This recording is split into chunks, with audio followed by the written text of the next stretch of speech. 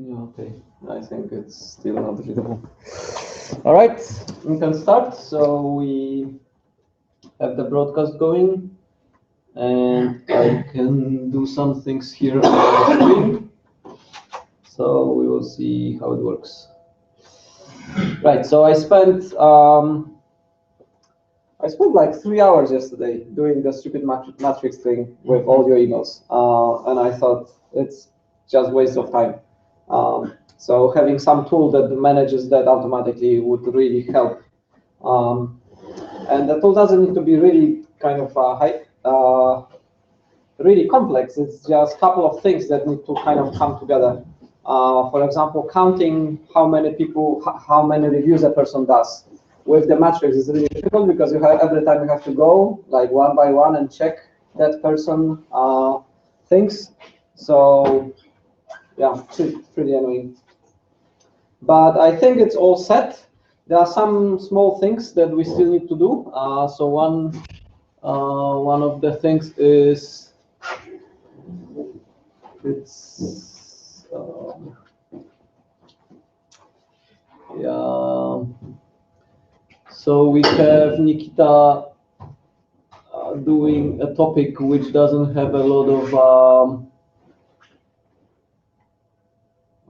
so that one is kind of with not a lot of people, and then there was a that one which doesn't have anybody yet.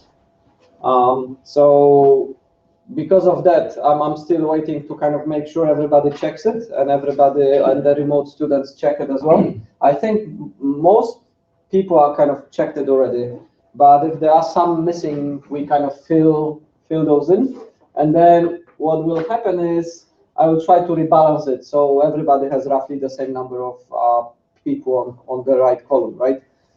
So you might be shifted from some of the reviewers here to some of the reviewers somewhere else.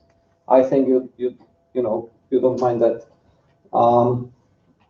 And I also thought maybe there was because there was one topic which we don't have a person yet. This one. If that will be the case, then I do one topic myself, right? So I actually write an essay and present a paper on one topic, and then you do the people who are here do the rest, right? So bash it and say, you're wrong, and blah blah blah. We had an interesting case last year. We had a serious games course with Simon, and we were discussing one of his papers, and we kind of bashed it. So we said, oh yeah, you did that wrong, and that wasn't clear, and there were some flaws, and so on, and it was okay. I mean, it's sort of, we thought it was a good exercise to kind of make the student think critically, even of our work, right? So if something is not logically consistent, then you shouldn't be afraid of pointing it out, no matter who said that, right? So of course, initially you have a bit of a gap between what you know and what some experts in the field know. But if you feel they did something wrong, then it should be fine for you to point it out.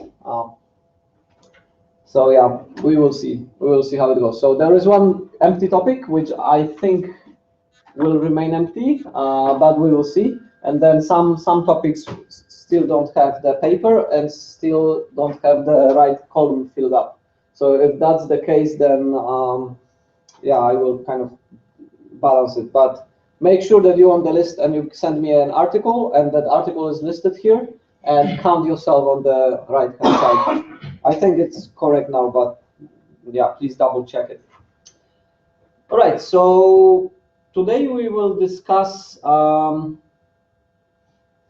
Today we will discuss academic writing a little bit, and I created a little bit of a resource page, so some other lecturers may contribute some of their resources into this. The idea is that we will have things to read and we will things to watch, so then we can improve our kind of writing style and writing skills. So if I show it here.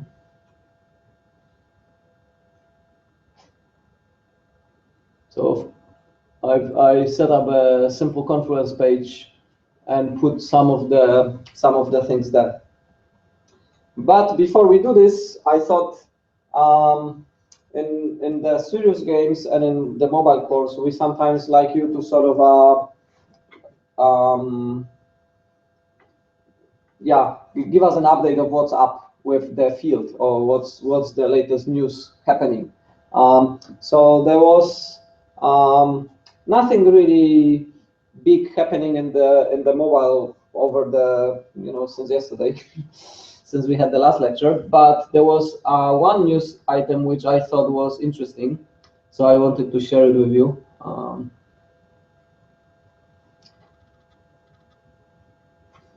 Is this one?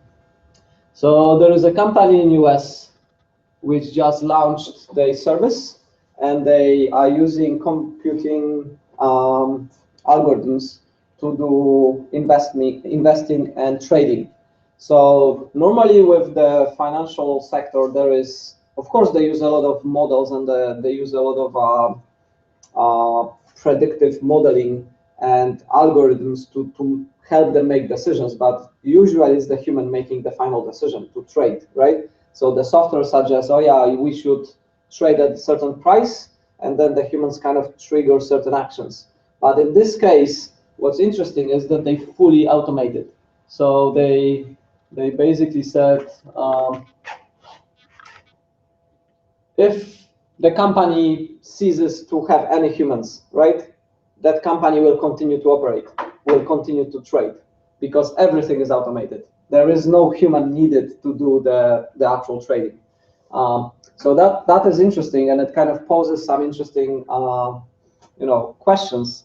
Of course, there are humans in that company. They kind of improve the algorithms, they improve the software, but as a company, it kind of operates on its own in a sense, right? You don't need any humans to run it. So it kind of makes a kind of interesting case that we may end up having structures or having some sort of things that operate in the world which are completely automated. We have it to a certain degree already, but there is always kind of a human oversight over what's happening.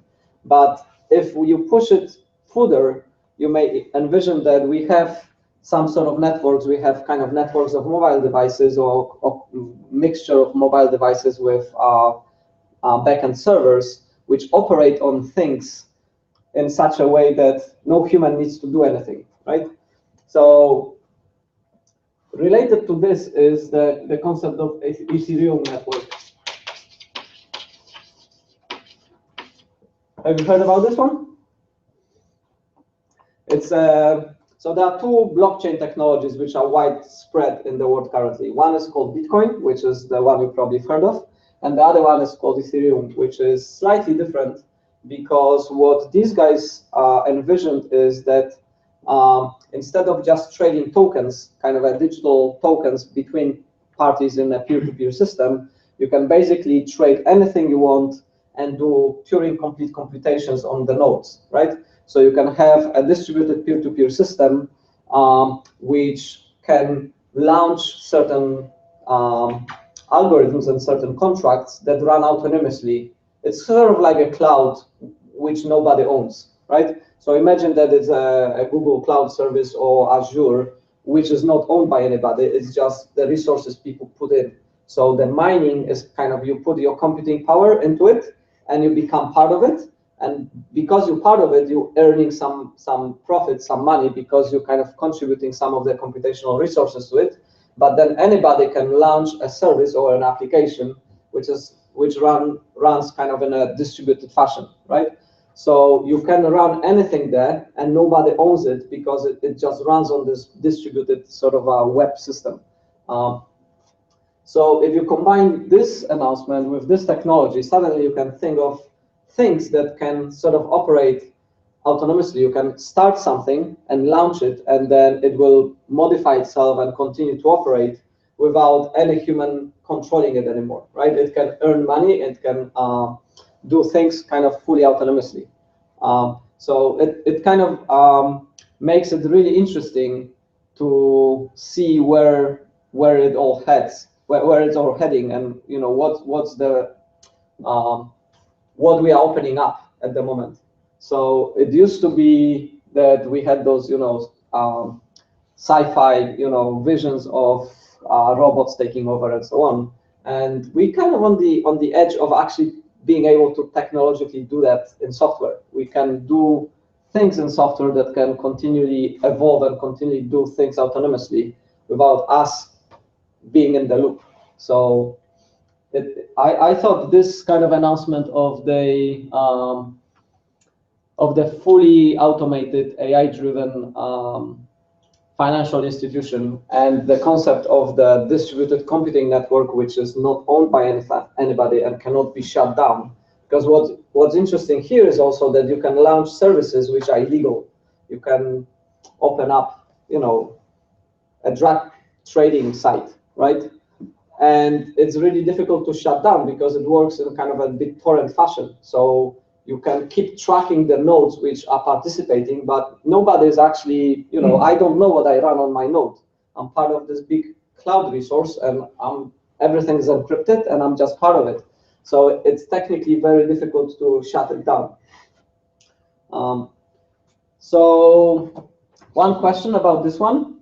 So what do you see is wrong with doing things like that? What is the risk, especially with financial institutions and with markets?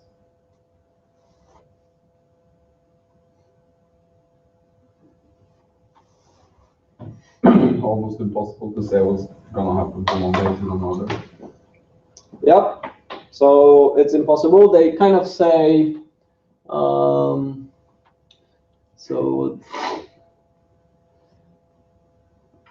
right. So here they say, they base in Hong Kong. They trade on US stock exchanges and so on. And after launch, in the first 24 hours, they generated 2% revenue, right? They generated 2% profit. So it seems it's doing okay at the moment, right? Is it impressive? Well, maybe. Could you do better as a human? Probably you could.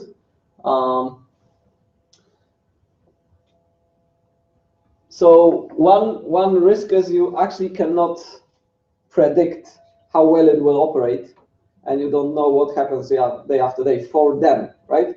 But there is a bigger risk. The bigger risk is that you also don't know what they cause to happen, right? So if other financial institutions adopt the same mechanisms and everything is triggered by similar things, suddenly you may have a panic. So if one algorithm starts selling, maybe other algorithms start selling, and then you have a huge collapse. Or you have kind of other effects, right? You have things that kind of are unpredictable and chaotic in a manner because you have the interdependencies. If we all have 100 companies which look exactly at the same indicators and we make exactly the same decisions, suddenly you have sort of a difficult situation to control. So one aspect is, and they talk about it at the end. So the final, so they were comparing kind of the automated and human. So the blue one is human. This one is an automated one. So sometimes the humans are doing much better. Sometimes humans are doing less better, right? It's not clear which one wins, but at the very end, in the summary. Yeah, so finance is a domain where you benefit not just being smart, but from being smart in a different way than others. You actually have to do things differently than others, right? If you're doing basically what others do, you cannot gain much. In fact, you will probably cause harm, right? So if everybody is selling and you try to sell, you will probably cause more damage than benefit. But if everybody is selling and you kind of wait and then buy when the price is really low, chances are you're going to benefit, because then when everybody's buying, then you're going to sell, right? So you have to kind of differentiate somehow, and it's really difficult if it's not human doing it, right? Why do you think it's difficult to do that? You can put some random number generator to kind of influence some randomness, right? But it's hard to make it's hard to make a smart randomness. It's hard to make decisions which are different than others, but in a smart way, automatically, right? So if you let's say we have a soccer game or some team sport game, and you wrote an algorithm to optimize how people should play it, right? How to pass the ball and how to make it kind of efficient. And other people kind of look at it and analyze all the games as well, and they kind of try to mimic it. And then you have kind of the optimum way of playing. How can you kind of innovate? How can you introduce some elements that are completely different, right? So I was just reading the article on how skiing started. So they had the classics races, and at some point, one guy started kind of using this kind of technique that nobody was using before, right? It's kind of a randomness which only humans can introduce, because if you tell algorithms, like if you have a skiers which always ski in a classic fashion, the algorithms will optimize that way. They will not say, oh yeah, how about we just skate this way, right? It's kind of really hard to be kind of innovative in machine learning algorithms. So, well, we will see. I mean, this is kind of interesting stuff, and I think it is kind of related because it combines a lot of things together. The distribution of computing resources and anonymity and various aspects together. Yeah. Is the lecture live? Yes, it should be. Where can we see it? So the lecture is on the Google Hangouts. Google Hangouts? Yeah. In what email or something? So do you have an email? I can Yes. invite a viewer. Yes. Dika, D-I-K-A. D-I-A-A. D-I-K-A. K-A, yeah. .rd Yeah. @gmail.com. And invite my friend Okay. Rama Bricken. It's Bricken. Yeah. .rama @gmail.com.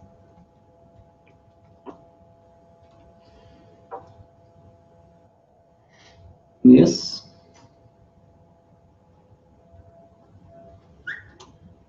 Yep.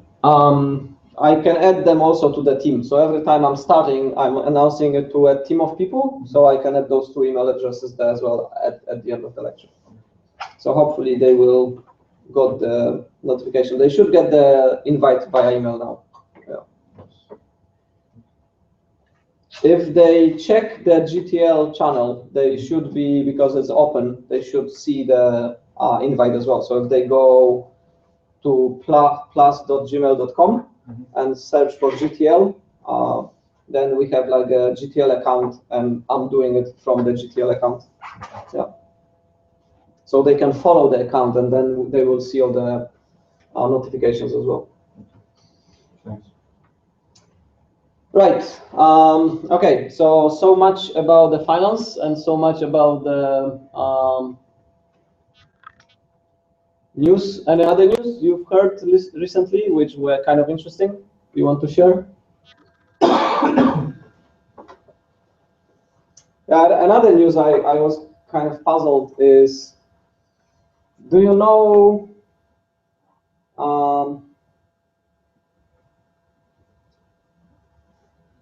so if you have Google, right,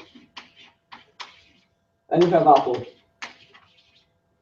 what do you think is the relationship between those two companies? How it's love relationship or okay? An article that Apple is paying, no, Google is paying Apple for search or something. Yeah, So exactly. it's a profit. They love each other. Yeah, so it was 1 billion in 2015.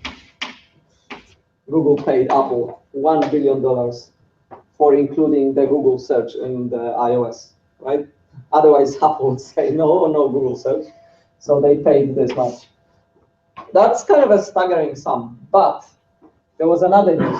There was another thing because of course there is a lot of legal battles as well. So they fight over patents and so on. There is a lot of legal proceedings, and some of the legal proceedings become public, and some of the things become public, right? So one other item which became public is that Apple got 34% out of the Google's revenue. So that number is huge, and it kind of is, but this number is like, how could that be, right? Yeah.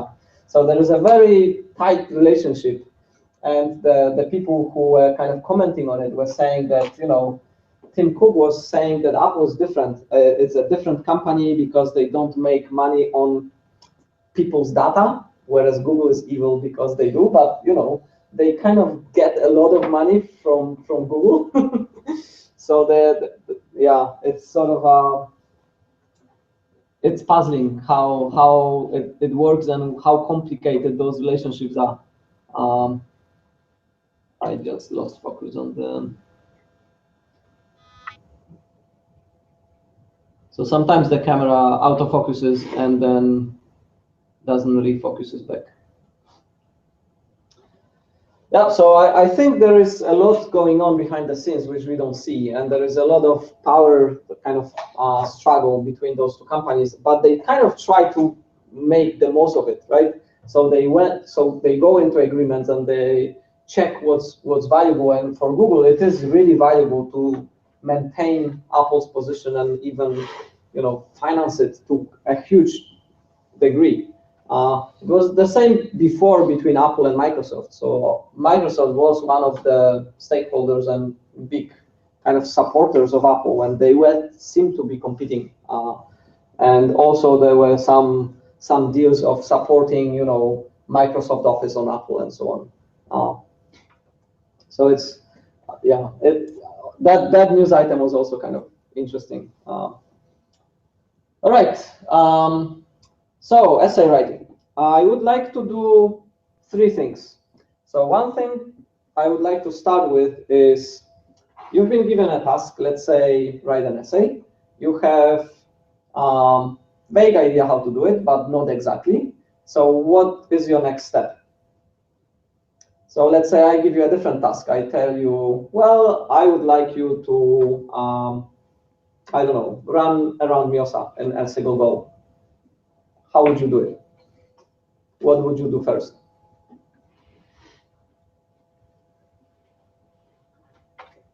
So run around Miosa, I don't know, it's about 160 kilometers. Can you physically run it? Probably not, but I can assure you that with a little bit of training and a little bit of help, you can, like everybody can run that distance. So how would you do that? How would you achieve something that you know is currently not achievable for you, but you can technically achieve it if you do it right? So how would you do it? You have to train. Yeah, you have to train. Do you know how to train? Random smaller distances. So would you just go out and run like 4K to see how long it takes and how tired you are, or you have to plan? You have to plan? Yes. Yeah. Okay. So tell me more. You have to figure out how to train and how to run around in a circle around you. Yeah. Pretty much. So how would you do that? How would you plan? How would you figure it out? Well, it kind of depends on the environment and many different circumstances. Yeah. Yeah. Well, I would firstly test it how much I can run now, like to know, and then like count how many kilometers Miosa is, and yeah, then trying to make a plan how to increase this number to what I should. Yes. Yeah. Other ideas? Other people? What would you do? Contacting experts in gym or something? That's right. You can talk to the experts and ask them for help, for helping you with the plan. for helping you with the, how to do it. So how can you contact experts? Would you talk to them like physically, or? First of all, I would see if there's something online. You would Google it? Yeah. Yeah. So I think whatever the endeavor is, whatever you want to do, chances are there is a research field about exactly that, and there are research papers exactly about that, and they are research outcomes and suggestions of how certain things need to be done, right? So I think there are we had sort of two perspectives. We had one which was kind of doing focused, and there is the other one like thinking and planning focused. It's, what that you had the lecture on serious games with Rune about different ways of different learners doing different attitudes towards learning. So there are people who learn more by actually trying things out, and there are people who learn more by thinking about something before trying things out, right? There is no correct answer, so both are fine. But you need both. You need to try things out, and you need to learn what's been done before so you don't repeat mistakes. Or if you're trying things out, you try them in a way that been tested before to work, that it will give you the answers that you are seeking for, right? So, but you have to reach out. You cannot just do it from within yourself. You have to reach out to resources that are outside of you.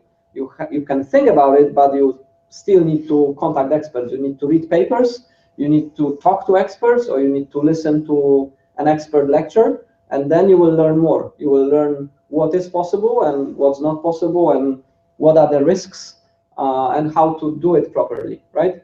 It doesn't matter. It doesn't mean that we already know everything. In fact, we haven't known about endurance running a lot, like 15 years ago. The field is actually reasonably new. We knew about running, we knew about sprints and short distance running a lot. We knew a little bit about marathon running, but it was still a bit of a niche. And the majority of the research is actually happening now. So we are surprised, in a sense, as a community, about the endurance events and endurance races and how it actually works. And certain things are really different to the traditional running. So one thing which we learned recently is that the traditional running shoes, which are good for short distance runners, which have the heel lifted up, are actually terrible for endurance runs. They really are terrible for long distance running because they put your knee and your hips in awkward positions. They are not natural, and that causes a lot of injuries, right, for long distance runners. But for short distance, that's great because that position forces you to be a little bit more forward, and that kind of helps you to maintain the speed and the pace of your run for short distances. But in the long distances, that's wrong. So all the running shoes, which are kind of being marketed, 5 years ago, are actually terrible for marathon or for long distance runs. The best shoes are flat; they don't lift your heel at all. They actually completely flat on the sole.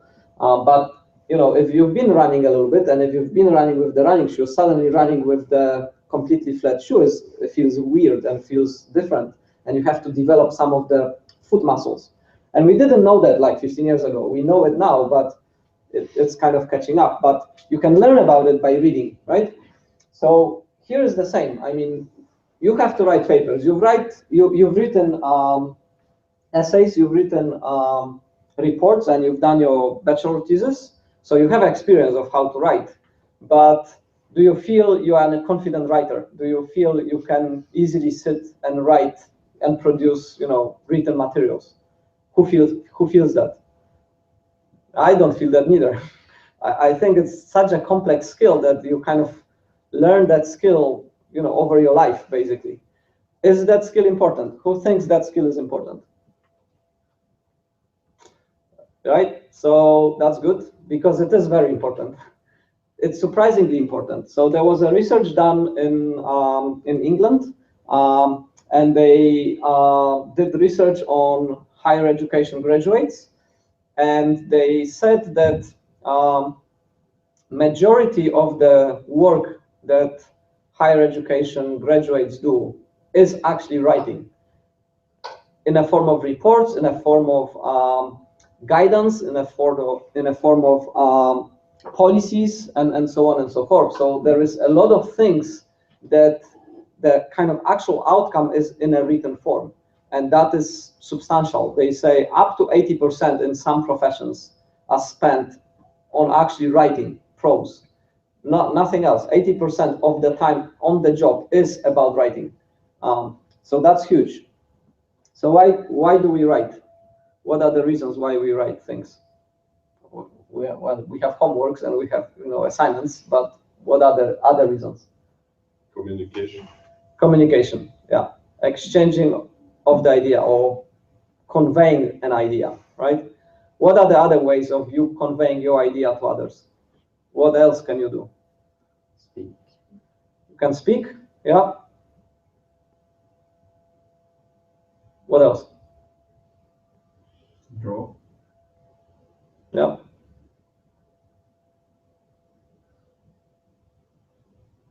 What else? Sign language. Yeah. So you can communicate via speech, via written form, via sign language. You can communicate your ideas via actually making something, right? So if I have a clever idea of some sort of a web service, I can actually build it and show it to you, right? And by doing that, I can sort of convey some of the insights or some of the ideas to you. Like, these guys are building games, so they have some idea about the game, but they don't talk about it to you. They don't write about it to you. They actually make it and show it to you, right? And that's how they communicate the idea.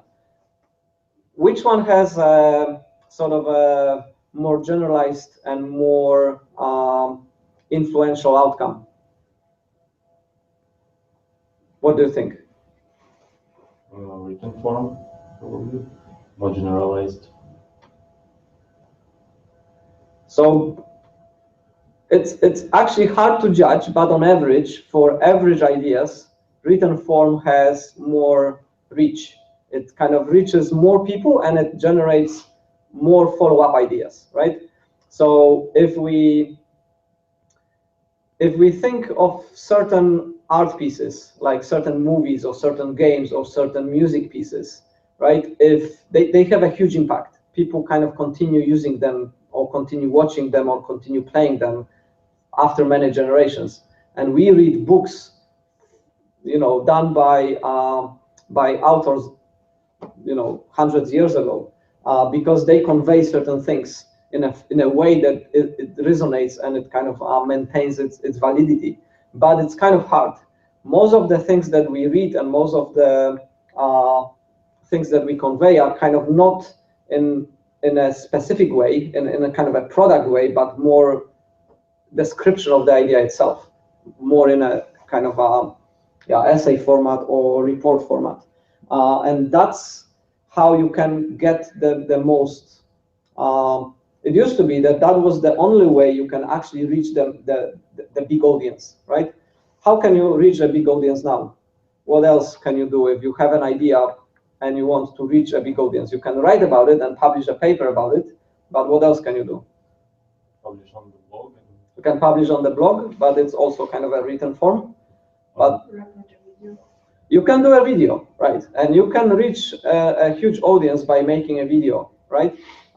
So we don't know how to deal with that yet as a scientific community, because we used to think that the only way of spreading information is via written documents, because that's what we've been doing for hundreds of years, or 100 years. But now you can actually reach quite a huge audiences by doing videos. And there are some conferences in which you don't submit a paper, you submit a presentation, right? And people can just watch all the presentations and they meet and then discuss them. So they don't read papers, they sort of present the research on the research outcome in a video format. But it's something new. It's something that it hasn't evolved yet, right? So the mainstream is still written form. But videos are gaining traction, and I think it's becoming a very important medium too, because you can reach a large audience by doing a video presentation instead of a written document. There are some strengths and weaknesses. There are some things that a video presentation is better at, or some things that a written document is better at, right? But I don't know. I mean, it is an evolving field. So that's one element which I wanted to talk about. It's, everything that you don't know, you have to learn, and you will be learning a lot of things that you don't know now from other people and from experts and from searching the necessary information. So the resource page is just a starting point. You should explore it more, right? You should watch some lectures or check some courses or tutorials of how to write and how to become better at that. So we have a couple of universities producing resources for students of some step-by-step instructions or whatever. We have some essays. So he wrote an essay about writing, and it's worth reading. And there are some lectures. So I really encourage you to watch the Simon Peyton Jones lecture on writing. He's a computer scientist. He works with the functional programming domain and functional programming languages. And he has a very kind of a down-to-earth approach on how to write papers and how to do research. So it's like half an hour lecture. So I really encourage you to watch that one. So let's have you read those things, the 3 things that I asked you to read yesterday? Apologies, it was quite late as well, but those are short readings. So I want maybe to start with this one. So did you like his writing style and his guide? Who read his report? What do you think? I think it was okay, actually. Yeah, it was fine. Well, were you surprised by reading the first paragraph? No. Not exactly. It was kind of expected, sort of. Yeah, I was surprised how bad it was, actually. I started reading it and was like, what? That's kind of an example of a bad paragraph. And then he says, yeah, that's an example of a bad paragraph. It's like, okay. So why it was a bad paragraph?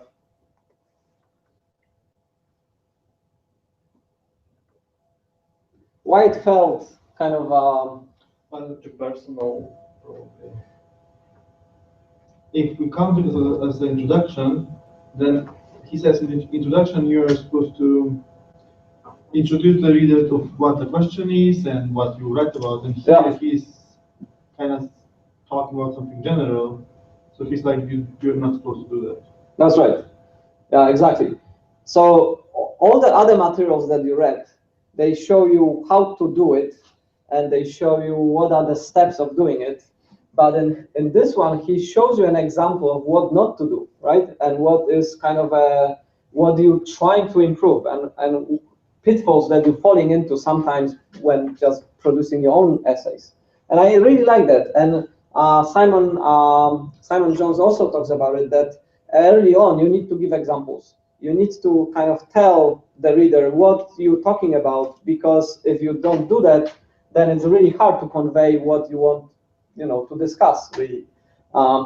So I kind of like this one because he kind of gives the example first, and then he talks about how this can be improved. And he later on uses a really different language. Like when you read the second paragraph, it is completely different to this one. It reads really fluently, and it kind of follows like logically from one to the other.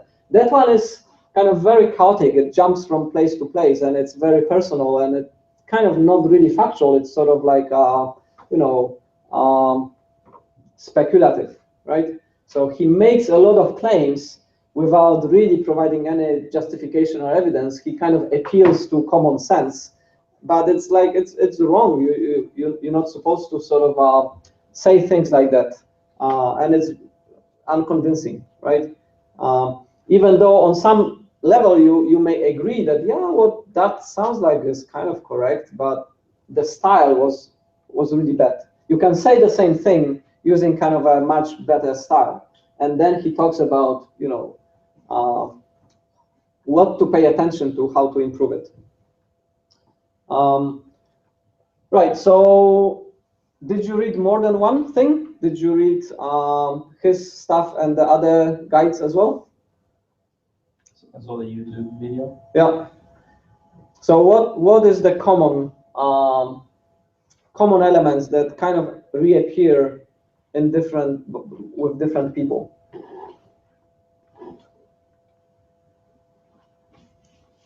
What can you kind of isolate? What do they all? So, you know, if you ask one expert how to run around MIOSA, they will tell you something, right? And then you ask another expert, and they may tell you some things differently and some things the same, right? So then you see, you know, one expert says that, another expert says that, and you see there is a common thing, and you ask another expert, and another expert says this, right? So now you see, well, you know, there is some things which they kind of share. There is a strong thing that they share, and there are some personal things that they don't share. There's some personal things that are kind of maybe a bias, right? Maybe they were thought something certain way and they continue doing it and they believe that's the only way of doing it, but other people don't have that bias, right? So, but you start seeing something which is kind of a common part, and something which is really common, like everybody says that, right? So what was the common part here? Can we isolate those things that were repeated with multiple authors talking about writing essays?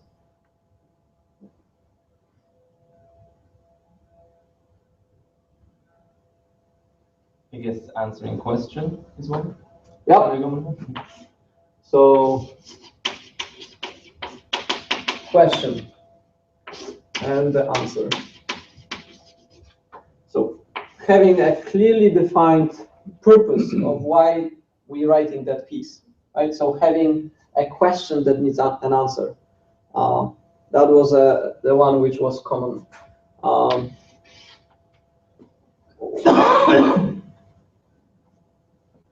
I think if you say the title, the importance of the title is kind of related to that, right? So the title and the question are kind of interlinked because that is an indication of what that essay or what that thing is about. So a properly chosen title and a properly defined question are kind of the key. So what, you know, some of them were talking about how to do a good title. So what were the techniques they were suggesting of using?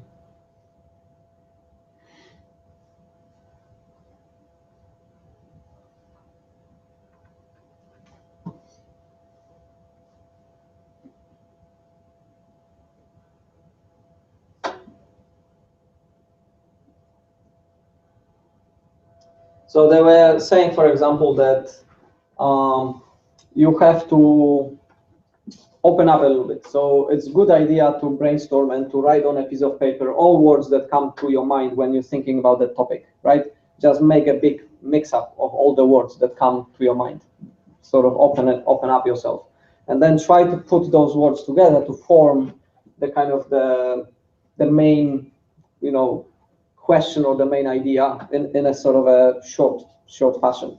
And by, you know, exploring the word space, you may be able to come up with the title which kind of feels the best, feels the most appropriate for that piece.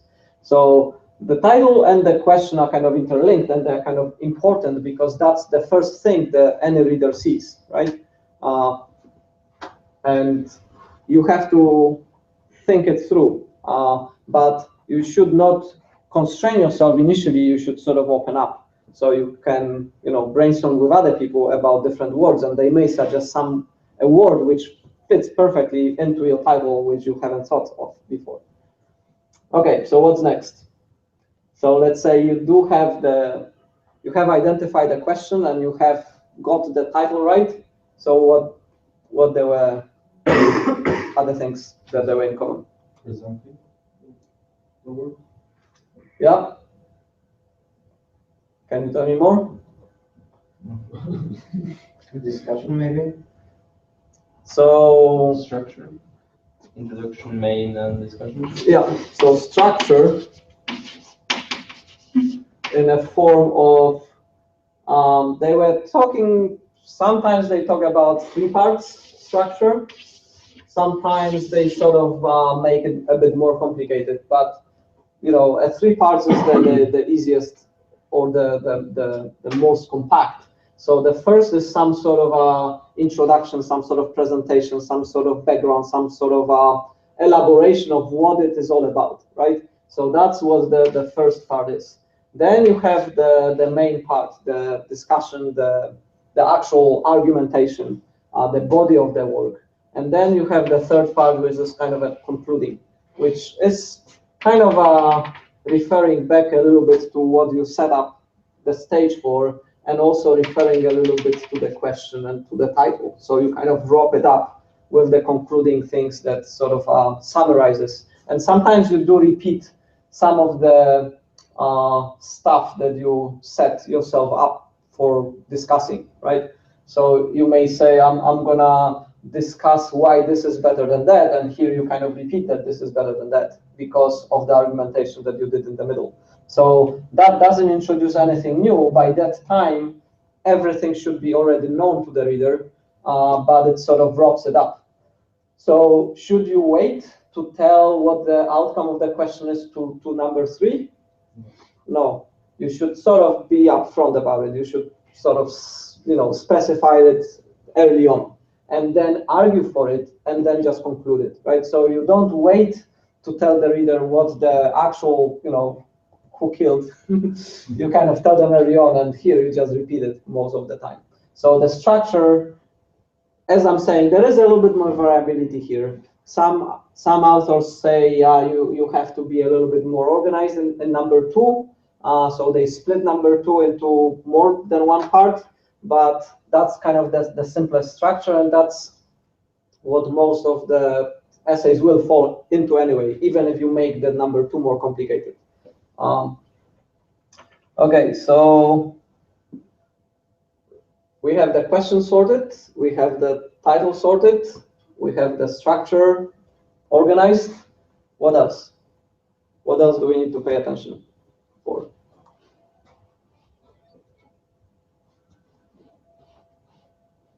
Citing references. Right. So we need some sort of we're answering a question, and we need some evidence. We need some supporting things to make our claims, right? So we need, you know, citation, argument, evidence. Exactly. We have to have that even before we start, because then we have to kind of combine it somehow. It usually goes into number 2, right? We have to have a list of things that make the argument correct, that make the claim sort of correct. So let's make one more. So we have the title sorted. We have the question relating to that. We make sure that we have supporting evidence. What else is one of the key elements? Those 4 are the most important ones. That one is important, but not as much as all those 4. But it's the next one which we have to pay attention for. What do you think that could be? Grammar. Yeah. What else? Well-structured sentences. Yeah. So let's call it style. Okay. So it's grammar, it's the structure of the sentences, is also the logical connections between the sentences. So how the arguments actually flow. Do we jump from topic to topic? Do we kind of argue one thing and then jump to a different thing with kind of a mental jump without kind of a correct transition between why we're now talking about this? So this is kind of important And that's what you do by revisions. So you read and reread and reread your piece, and you make sure that it kind of follows logically one thing at a time from the previous one. So you don't introduce unnecessary things, and you don't jump to something else while you're kind of arguing for one thing at a place. You have to make it kind of a smooth transitions, right? So the reader at every single point should be able to say, to answer the question, why I'm reading that right now. It should be clear, right? So you have to use some sort of a guiding words. You have to use some transitioning words. You have to contrast things. So if you're talking about one thing and then you say, however, because of this, that might be true, right? So you kind of are transitioning certain point of view, and you kind of guide the reader of how you're looking at the topic right now, from which perspective and why, right? So it's let's say style plus, because it's not just grammar, it's also the flow of the sentences and the connecting words as well. So it's kind of the all the mechanics of writing which comes together. That's the hardest part to get right? And it's never right in the first draft, right? So if you, I'm sure if you reread your bachelor thesis right now, you may not complain a lot about the structure or about the choices of arguments you've used or how you set your questions. Those things are probably fine. But if you reread your thesis, you will see, here I'm doing a mental jump. Suddenly I'm like talking about this, right?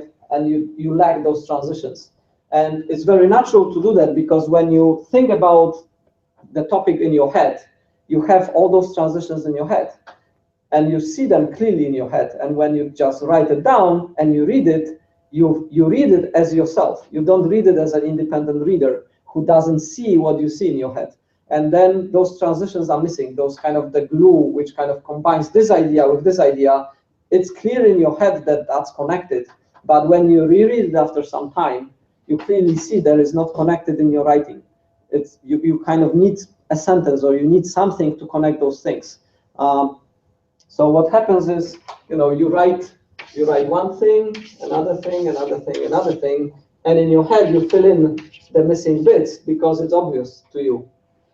But it's not obvious to all the readers. So they read it like this, and it feels a little bit kind of jumpy.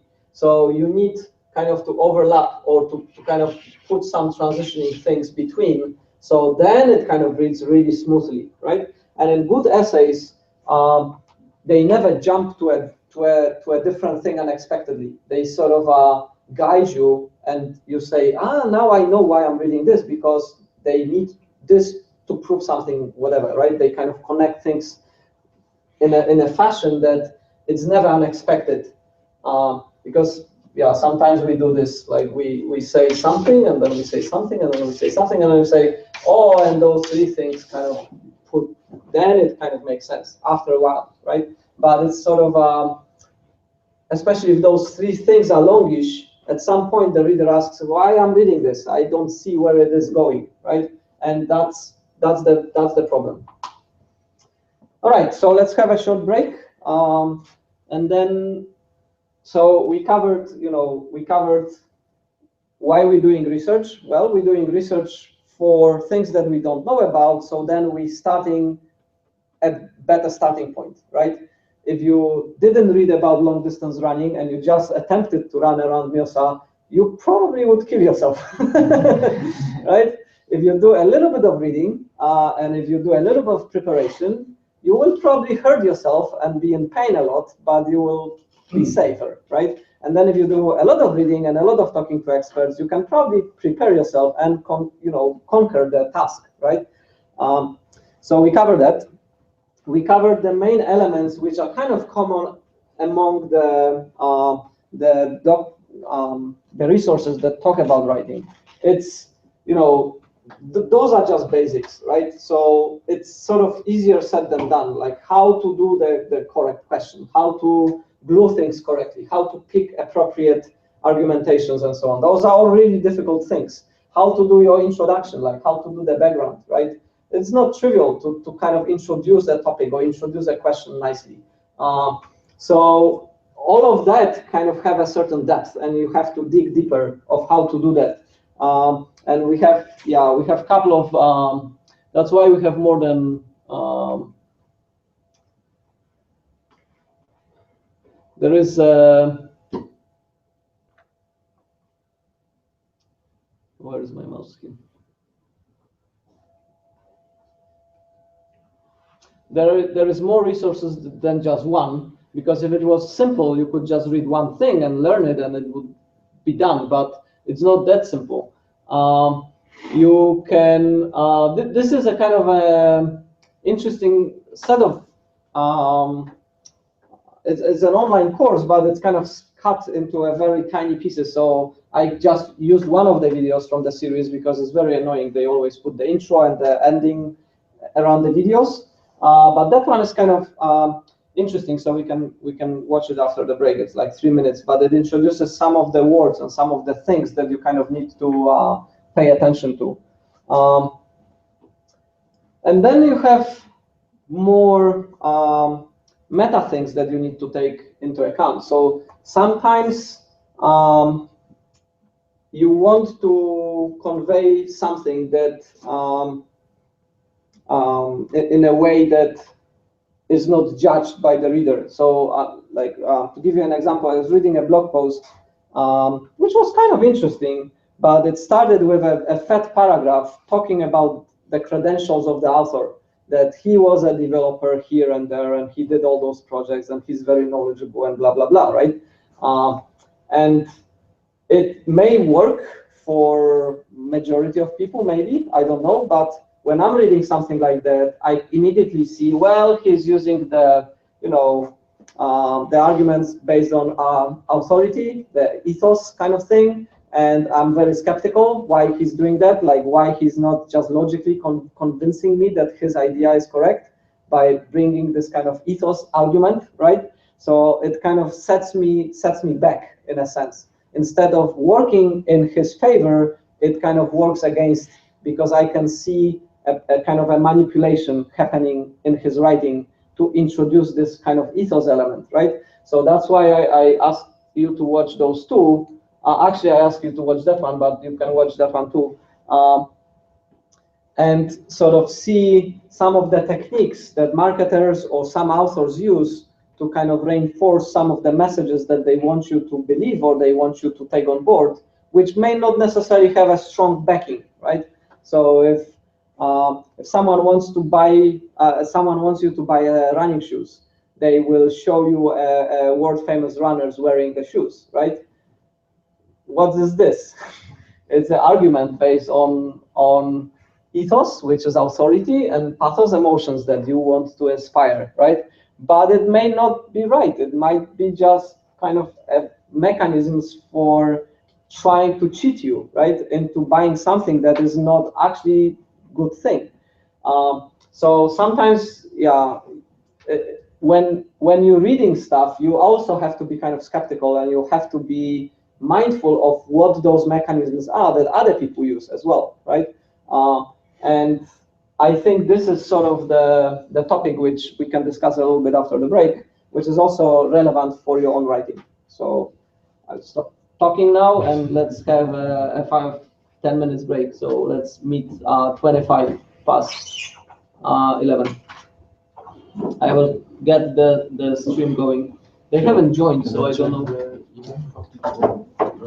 Yeah.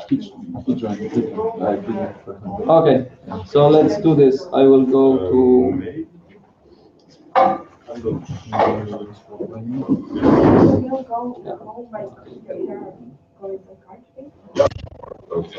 Okay. Can you please tell me? No.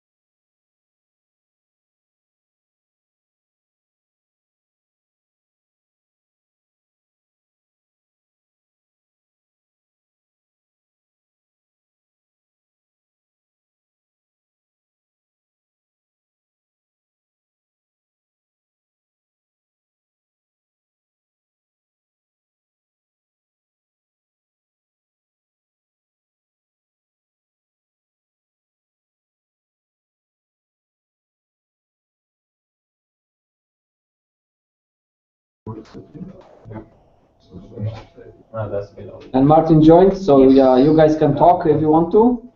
Where are you finding this, Martin? I think Still a phone gamer.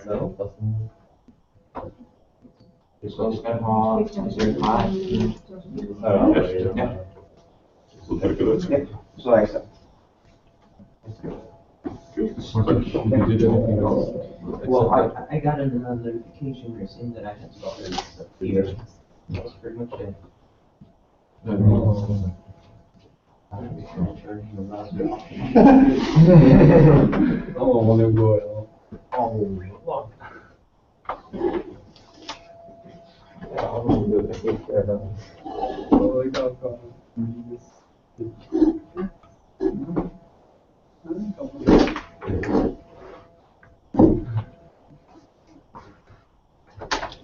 all right. So let's continue. So we sort of stopped a little bit on the rhetoric and the science of persuasion. So let's do the rhetoric first. So did you watch the short video? Yes. There are some other videos on YouTube you can check.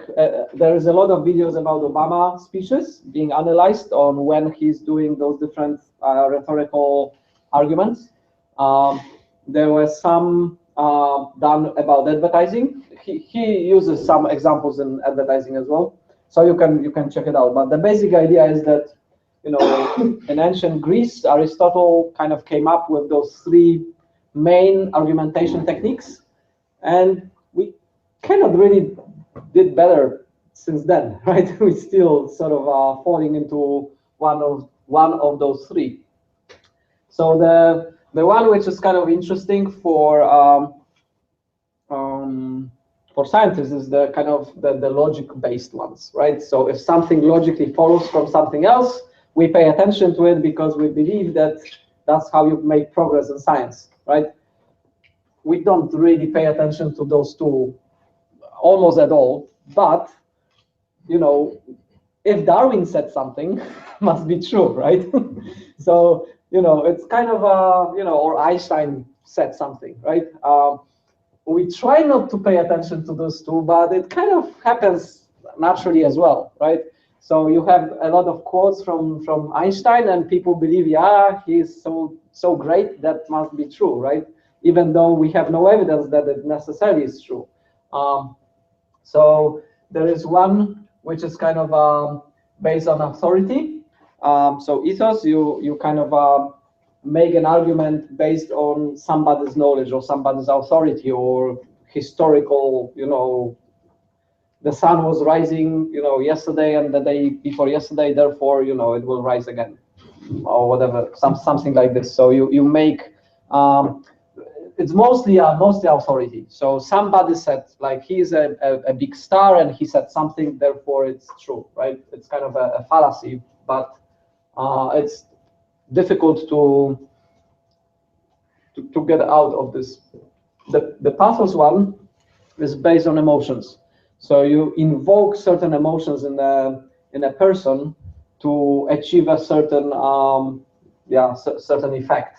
So you may want to evoke desire, or you may want to evoke hate, or you may want to evoke anger, or whatever, right? So depending on the message of what you want to convey, you want to evoke those emotions. So in Obama's speeches, good. I can actually, yeah, it's fine. So in Obama's speeches, sometimes he does play all three. So he evokes, you know, anger against the terrorists. Therefore, that's kind of, you know, people want to, they will kind of agree to certain things, certain measures because they're angry, right? And politicians often do that. So you have kind of those three, and sometimes it's tricky to distinguish. So in this video, he was showing some car advertisements and showing the logic arguments being done in kind of visual form. It's very clever, right? You put some numbers or you put some statistics, and that's how you make the appeal to logic. That of course this car is better than everything else because, you know, the mileage per gallon is better, right? So you don't say it explicitly, but you put the numbers to evoke the kind of a logic arguments in a very clever way. So should you use any of those in your own writing? Should you use should you evoke emotions in your writing, or should you evoke some authority in your argumentation? It depends, right? It depends what you want to convey and what is the arguments about, right? So sometimes it's unavoidable. Sometimes you will evoke emotions whether you want it or not, because people have certain strong opinions on some topics, right? So you may be doing research on, I don't know, on gender inequality or something like this, and people will come with a bias. They will come with certain preconditions about gender inequality, right? And then it's very difficult, even if you specifically try not to evoke anything, you will kind of appeal to some of the other rhetorical instruments, and you better do it right. So you have to kind of pay attention to it. So it's like that. I mean, it's kind of a interesting topic. It's an interesting skill. And Stuart runs courses on rhetorics and on argumentation, and he kind of takes two students to kind of argue against each other using various elements, and other students kind of picking up which one of the logos, pathos, or ethos is currently being used by the arguing students, right? And when you arguing against each other, you want to win the audience. You want to get the audience on your side somehow, and they will get on your side by one of those elements, right? So research actually shows that majority of people, like, which one of those you think is the most important? Logos, probably. Yeah, you would think the logos is the most important, but it's actually the least important, unfortunately, right? So when if you have an audience and you want the audience to get on your side, the logos is actually the least important, right? Because why? Why do you think it's the least important? Because the humans. Yeah, that's a nice way of putting it.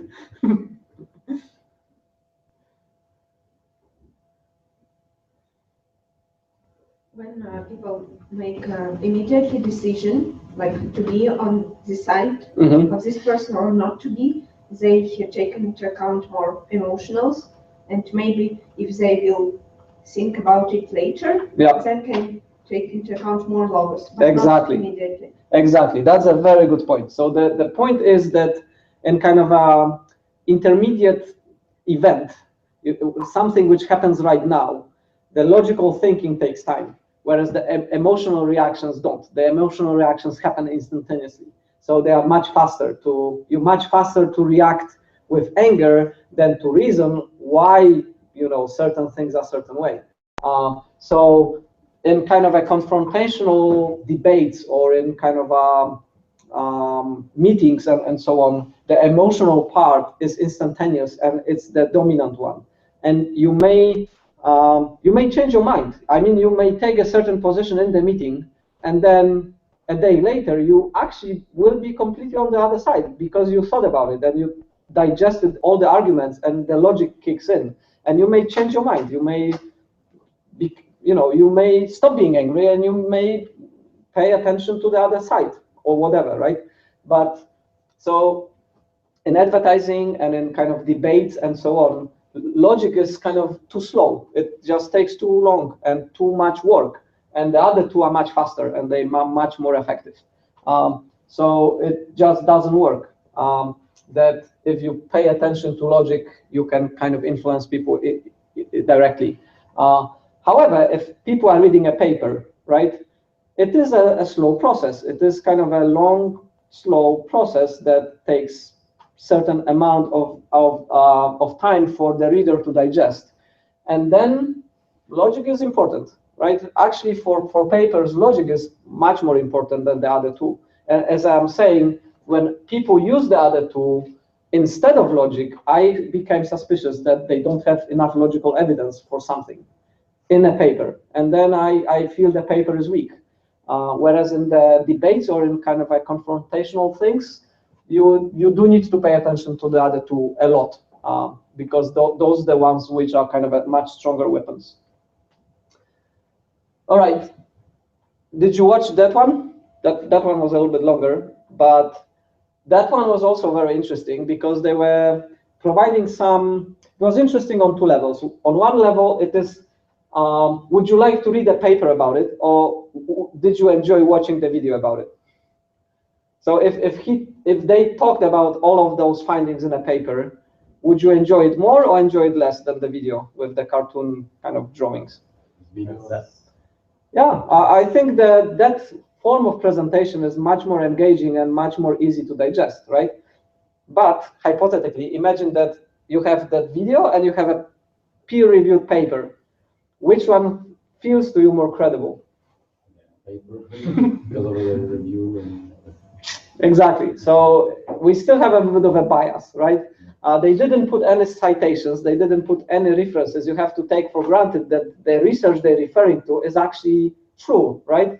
Because advertisers say the same, right? They say, you know, research suggests you should brush your teeth with that toothpaste, right? And say that's probably just bullshit, right? They were doing the same, but you still give them a benefit of a doubt, and you believe that this research is actually in papers, right? Because they done it really well. And if they put references at the bottom of the video, you would be sold. You would say, yeah, that's very credible because you have the references, you have the source from where those claims are made, and then you kind of safe, right? So I quite like that as well. I think it's kind of a neat way of presenting complex ideas and complex research outcomes in a compact fashion to general audience, right? And it's kind of gaining momentum. So we talked about it at the beginning of the class, that it's one of the forms of disseminating knowledge that is a bit underutilized, but it's gaining momentum, gaining strength. So why this one is interesting?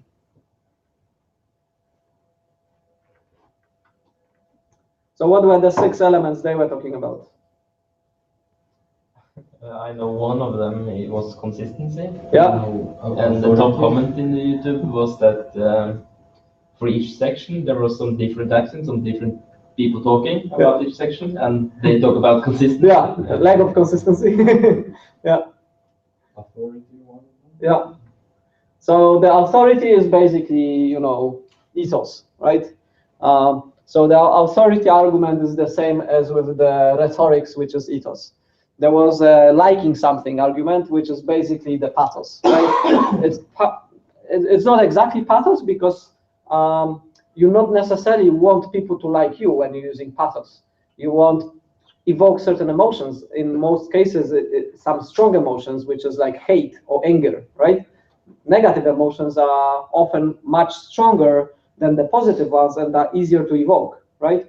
So when you're kind of trying to, if you're a politician and you're trying to manipulate certain voters' opinions, you want to get them angry at something and then say, we can fix that anger if you do this with us, right?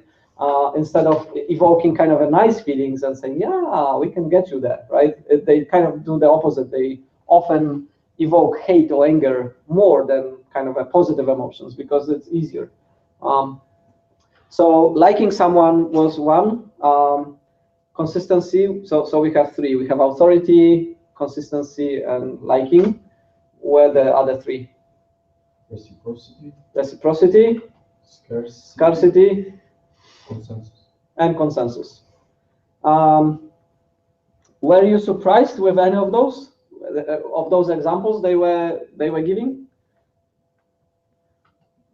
Or you thought, yeah, that kind of makes sense? So from your own personal experience, have you seen those notes in the hotel rooms that give you statistics, or they just ask you to reuse towels? I actually have seen the one which gives statistics as well, and I have to admit that you kind of feel differently, right? You feel you want to conform a little bit, right? You feel like a bit of an asshole if you don't do like 75% do, right? But I had a bit of a problem with the way they presented the data, because they said, you know, in one part they said, on average, over a period of 4 days, 75% of people reuse the towels, right? And then by using certain techniques, you can increase it by 33%. And it's like, no, you can't, right? You cannot increase something which is already at 75 by 33%, because that goes over 100. Or So 26. Yeah, or 36. 26%. I'm not. That was like with 1% over. So yeah. Yeah. So yeah, exactly. So one was 26, but that was when you said in this hotel. If you said in this room, it was jumping by 33, right? So then you're asking, yeah, how you got these numbers if that's true, right? So there was a bit of a because that's done over a period of 4 days at any given time, whereas those were done like correctly. So the so this number is a bit of a cheat, right? Because people don't actually reuse their towels 75% of the time. They reuse their towels much less, like 46 or something. That number is on average over a period of 4 days at any given day. They will reuse the towels. So it's like 4 times. It's like a it's like a technique of it's true.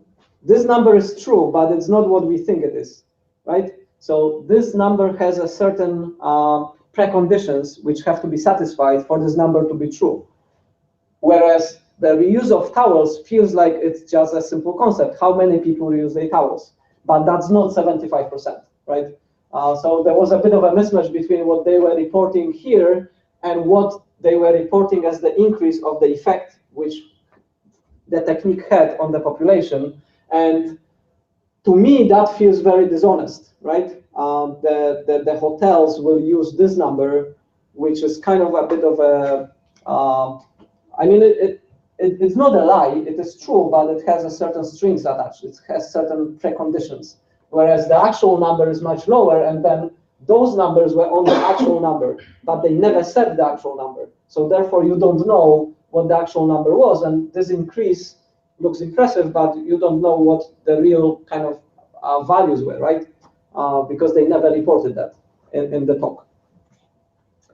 Did you pick that up? Like you picked that, the 1% over 100, yeah. So I was surprised with the one. I mean, I wasn't really surprised, but I was kind of surprised a little bit with the one where, you know, the waitress come with the bill, leaves you the mint, and then goes away and comes back and gives you a second mint, right? How honest do you feel that is? Is it ethical, or is it really just pure manipulation? Pure manipulation. Yeah, I thought so. So it kind of yeah, it feels bad, right? And then if the waitress does it to you, then what would you feel? So now you will feel, well, you know, she's really nice or she's really manipulative, right? After seeing that talk, I probably leave back now. No tip at all, you manipulative lady.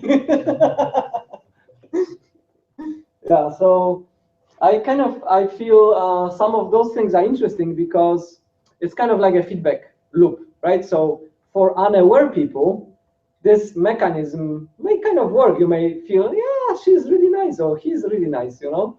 But if you know about the techniques and if you know about the mechanics of how this works, suddenly it stops working and it has the opposite effect. You may actually completely dislike it, right? As it happens for me for some of the writings using, you know, the authority pattern, right? I just don't buy into authority arguments when somebody tries to convince me to something. So the authority arguments just don't work. I mean, I don't care how well known you are. I need some evidence other than your authority to back this up, right? So Although, you know, if the guy came here and he said, I run around Miosa, 10 times, I will tell you this, would you believe him? Well, he probably does some things right? He kind of has an authority, but it's based on something he achieved. And if you also want to run around Miosa, maybe he's right? But would you believe him like in the face value, or would you double check it or verify it? You probably would verify it anyway, right? So you would probably not buy into the authority argument per se, but you could kind of use it as an entry point. Right, so we have those 6 elements. So how, which of those elements kind of make sense in the writing? So we had the scarcity. Nah, not really. You have consistency. Yeah, a lot. So, for example, Simon, if he reads a thesis or an article which has those sort of different voices, he talked about those different voices in his head, he's very skeptical then. He really doesn't like it. He likes, if you're writing poor English, you just write poor English all the time. If you're writing poor English and suddenly good English and then poor English again, he says, something is really wrong here, right? So that's, so consistency is definitely one which is important. Liking the author, yeah, I think it is important. So if you, that's what this lecture talks about as well. He says a lot of people writing papers downplay the, the other people. So they say, these guys use this algorithm very badly and they achieve very poor results, and look at us, we did it really well and we achieved those great results, right? And he says, never do that. Like, don't downplay things you're comparing yourself to. You always pay credit to them and always highlight what they did right. And if they did some things wrong, okay, you can say it. You don't need to be dishonest, but you shouldn't purposefully downplay everybody else to bring your research up, because it just doesn't work. If you're nice in your paper and you say, I used these people's work and it had kind of a very valuable insights into my work, that's good. Like, it's a nice thing to say about somebody else's work, and you came up as a kind of a positive person, right? So you should put credit where it's due, and you should sort of don't downplay other authors. So I think being kind of likable and writing in a positive fashion, it's a good thing. What was else there? Consensus. Consensus, what do you think? I think consensus is important in a sense that if you have conflicting, so if you're arguing for something and you're saying these guys did it, achieved the same result as these guys and as these guys, it's stronger than if you just have one, right? So if it's more evidence supporting a particular claim, it feels stronger than just having a single instance supporting that claim, right? So we talked about it for repeatability and reproducibility, and if you have 3 authors reproducing certain effect, it's very strong evidence that that's true. If you have only one, it's very weak, and if you have one being repeated, it's still weak but stronger, right? So reproducibility gives you kind of a stronger arguments, and the more the better, basically, right? So if you want to base something on somebody else's effect or evidence, then the more you have, the better. So consensus, in a sense, it is kind of important here. So what was else there? So we have consistency, important, consensus, important, liking the author, important, scarcity, not really, although it is kind of nice if you say, I did something nobody else did, right? So if you say, my results are unique in a sense that I tackle the problem in a particular way that it's unique, right? So uniqueness of your research idea or your research output is kind of valuable to have too, right? And the two missing? Reciprocity. Reciprocity. Doesn't really matter, I guess, here. And the last one, authority. Doesn't matter, right? Although, as we said, you know, if you can quote Darwin, yeah, that's pretty good, right? So, or Einstein, right? So somebody reading your paper and you say, yeah, actually Einstein had the same results as me for this one. So it may work in your favor, right? So some of those things you can kind of, you don't really use it to manipulate the reader, but you use them to kind of make the arguments clearer or stronger, right? All right, so I kind of encourage you to look into those. Those are just two simple examples. You can dig a little bit deeper into this, and you can dig how those how to recognize them and how to see them in kind of in write-ups and in films and so on. You know, and in games too. So certain effects you want to evoke, you know, a surprise, or you want to evoke some effects. You use music for that, or you use colors, or you use certain images. So he gave a couple of examples in advertising, but you can find better videos and better lectures on that. Okay, so we're almost done. I encourage you to watch this video. And the final thing I wanted to do today was for us to create a list of, because it's nice when you're writing something, to know how you want to be evaluated, right? So kind of evaluation criteria, which I will use and which your peers will use, right? So what I look at is basically this, right? So I look, okay, is the title chosen well? Well, if it is, you get points. If it isn't, it's weaker, right? Is the question well formulated? If it is, if it's clear what the question is, what you're writing about, that's good. If it isn't, that's weak, right?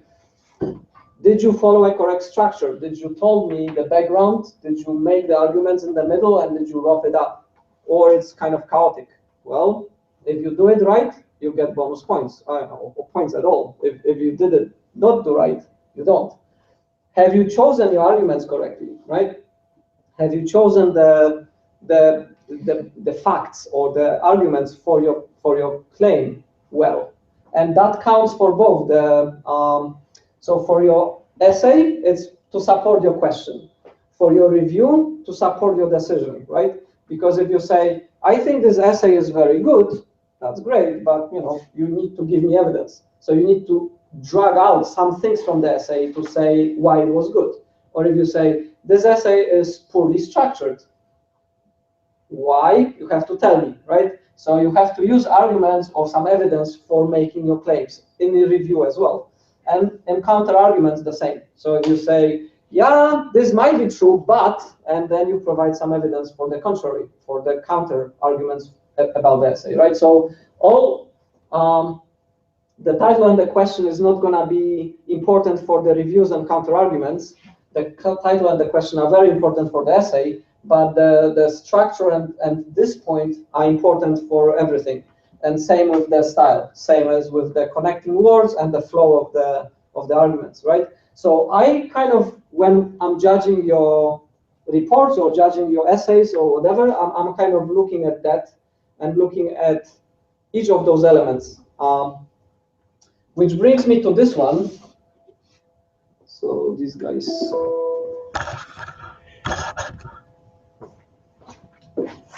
Hello. So which brings me to this one, which is for your essay, you can pick an article, right? And it's a bit of a chicken and egg problem. So if you have a well-defined question, then you have to find appropriate evidence to support that question, to support the theme of your essay. But if you already have an article, you have to pick a well-defined question for that article, right? So one starts first. If the theme or question starts first, then this has to follow. But if you already chosen that, you cannot ask a question for which this is not, a valid argument, right? You need to change that, and it's fine, right? So if you start doing things and you say, oh, Mariusz, look, I actually wanted to do this question, and I originally picked that paper, but it's actually I have this one which is better, right? Then we change it. But if you want to stick to a paper, make sure your question is for that paper, because you cannot use that paper for a question which isn't for that paper. Then you will kind of have trouble arguing your case.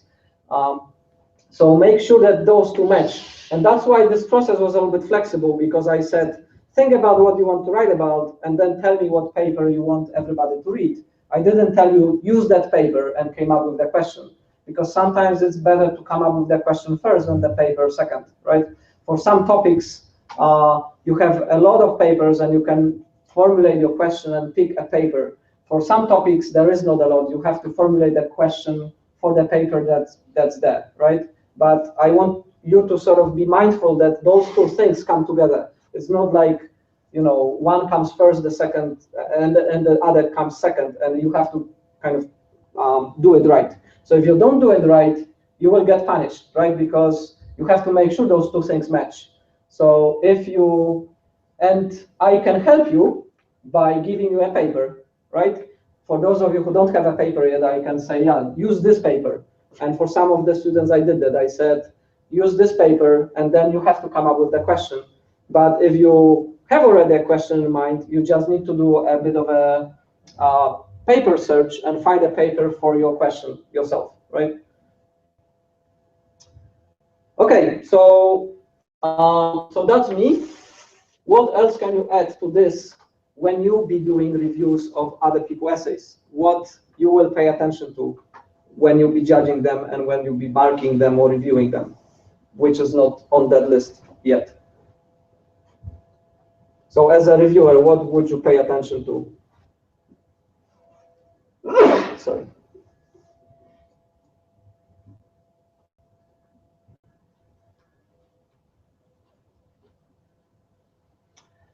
So maybe think about it. Think what influences you, what makes you like certain essays or papers more than others, which is not here, and then we will kind of spell it out, right? So there are no surprises, right? So people know what is being paid attention to. So when you're writing your essays, you kind of know, you have some sort of evaluation criteria that other people pay attention to, right?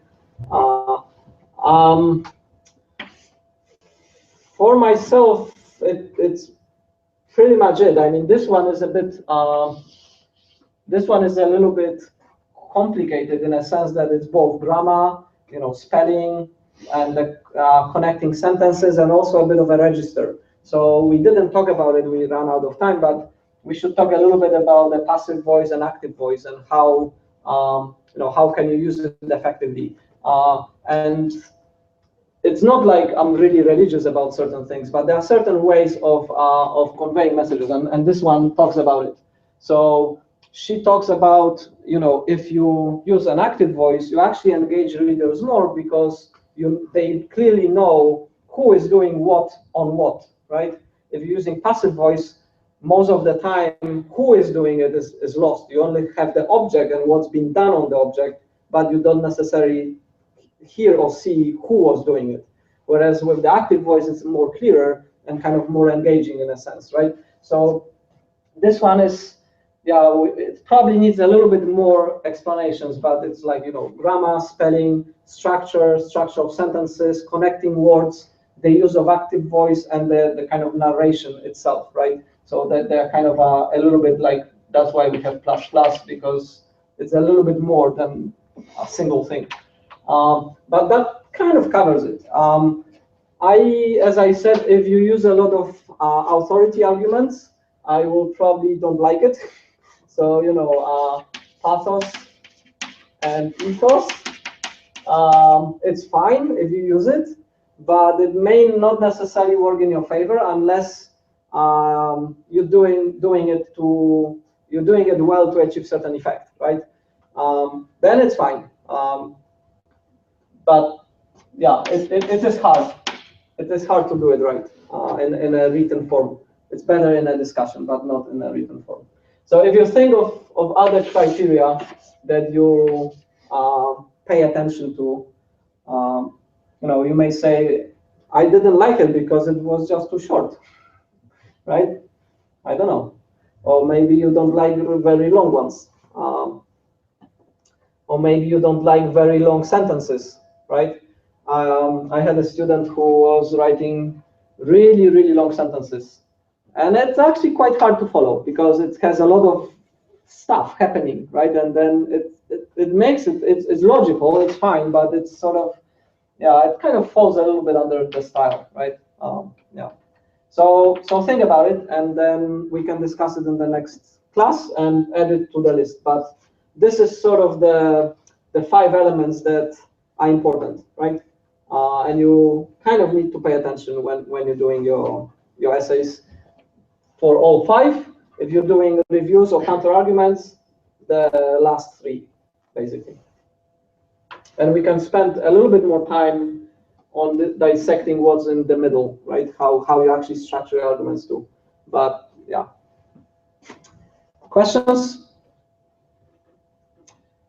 So what we will do is we will, next Wednesday, we will have some people discussing their topics and discussing their essays, and we'll have a discussion on what they're planning to write or what they've written already.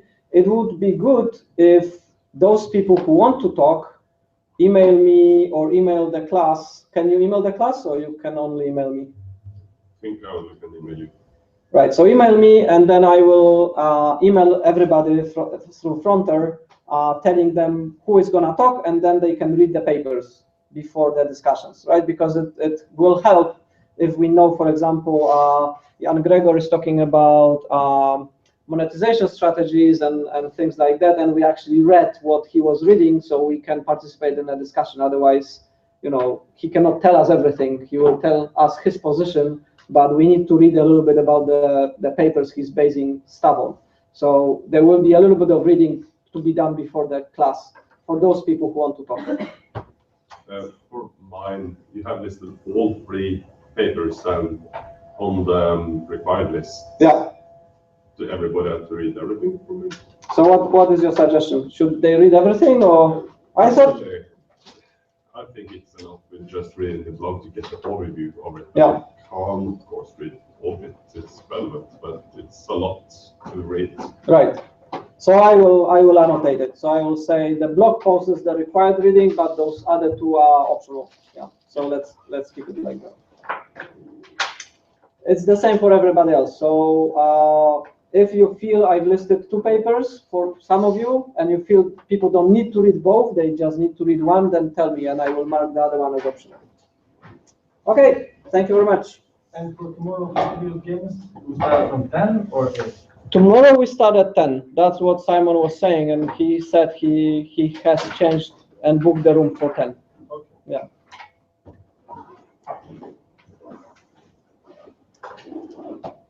All right.